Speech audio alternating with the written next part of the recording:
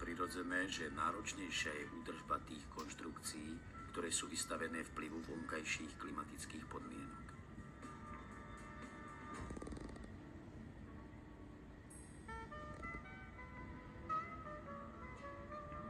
Včasná údržba predĺžuje fyzickú životnosť domu alebo jej zariadení, zhospodárňuje prevádzkové náklady na bývanie a skvalitňuje podmienky bývania.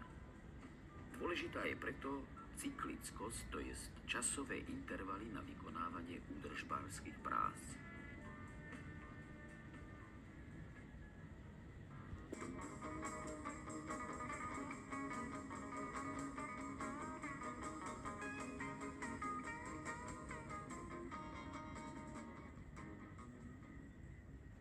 Videli ste, že dokončením stavby rodinného domu sa skutočne starosti oň nekončia.